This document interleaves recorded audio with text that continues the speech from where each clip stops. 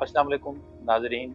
पिछले दिनों एक वाक़या हुआ कि सड़क पर जाते हुए मोटरसाइकिल सवार कुछ लोग, कुछ बच्चे, कुछ नौजवान, उन्होंने हवाई फायरिंग की और उसके नतीजे में एक नौजवान जाँ बहक हो गया। मैं समझता हूँ कि ये कब तक होता रहेगा?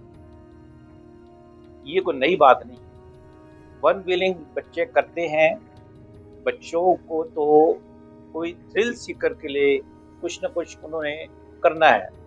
जब उनको कुछ करने को नहीं मिलेगा, तो वो सड़कों पर इसी किस्म की हरकत करेंगे।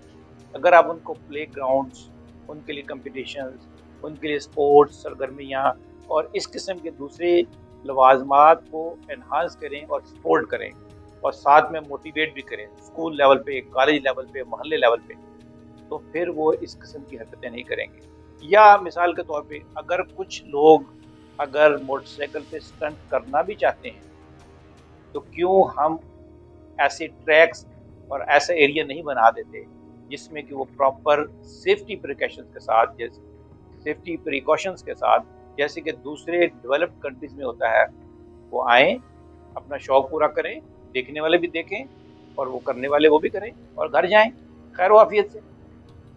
तो ये लेकिन होना नहीं है, ये करना नहीं है किसी ने, क्योंकि इसके लिए हमने वही बाद में रोना पीटा पीटना डालना है, बाद में ही हमने वावेला करना है, हमने पहले इसके बारे में कुछ नहीं सोचना।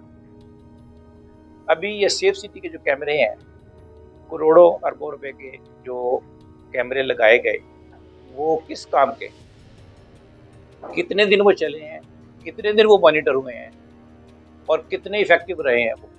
मुझे याद है कि एक हमारा जानने वाला था, टेक्नीशियन था, वो एक बस को बाइक पर ओवरटेक कर रहा था। तो बस खड़ी थी, तो बस के पीछे से अचानक एक बुजुर्ग शख्स निकला और उसकी मोटरसाइकिल से उसकी टक्कर हो गई और वो जख्मी हो गया, उसको हेड इंजरी भी हुई।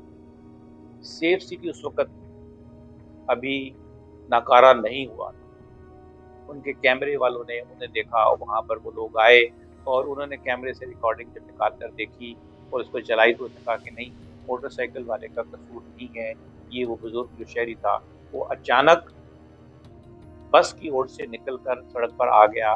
उस वक़्त उसका रोकना मुमकिन नहीं था, तो वो टकरा गया और उसको हेड इंजरी हो गई। इसी तरह मुख्तलिफ ये जो मोटरसाइकिल सवार जो वन व्हीलिंग करते हैं, मैं देखता हूँ बाज़ औक़ात कि कैनाल रोड पर पूरा का पूरा ग्रुप, पूरा का पूरा जत्था, वो वन व्हीलिंग दाएँ-बाएँ शूँ-शाँ करते हुए, और बाज़ लोग अपने मोटरसाइकिल के साइलेंसर निकाल कर, और इतना भयानक आवाज़ उनकी होती है कि लोग डर डर जाएँ, और वो निकालते हुए गुज़रते हैं और जाते हैं।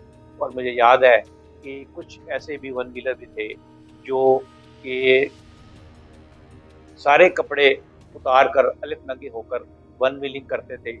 और क्या ये खबरें मुझ तक पहुँचती हैं, आप तक पहुँचती हैं, किसी और तक पहुँचती हैं, तो हुकूमत के ईवानों में ये खबरें नहीं पहुँचती? क्या हमारे अमन व अमान के अदारे, हमारे जो लॉ एंड ऑर्डर के जो मेंटेन करने वाले इदारे हैं, क्या उनको नहीं पता कि ये क्या हो रहा है और कहाँ हो रहा है?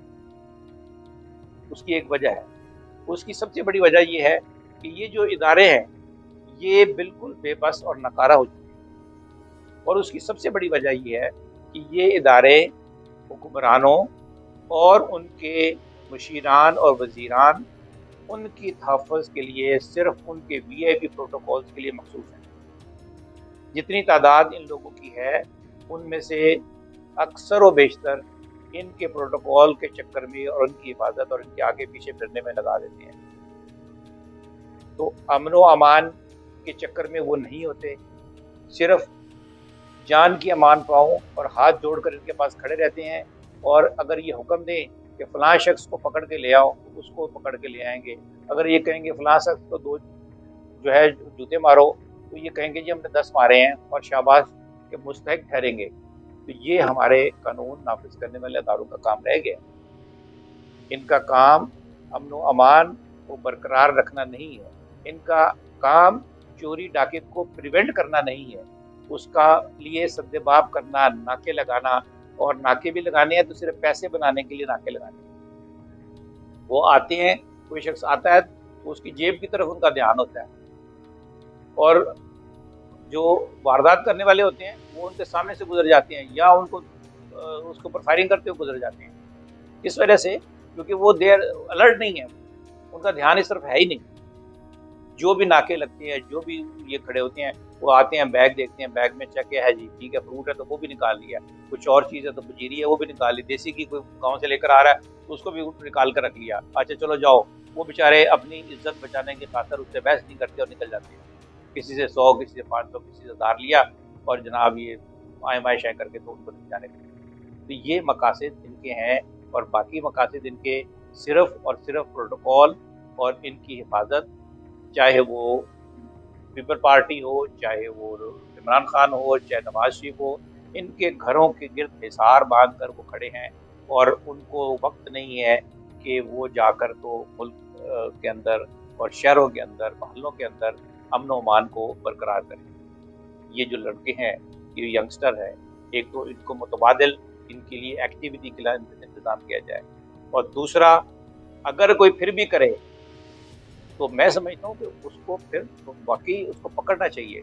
और ये क्या, ये मतलब कि डॉल्फिन वाले और दूसरे तीसरे सारे लोग हैं, वायरलेस एक तरफ से वो नहर से चलते हैं, और वो सिलेंसर उतार कर, और सारी दुनिया देख रही है उनको, और वो गुज़र जाती हैं और उनको पकड़ा नहीं जाता।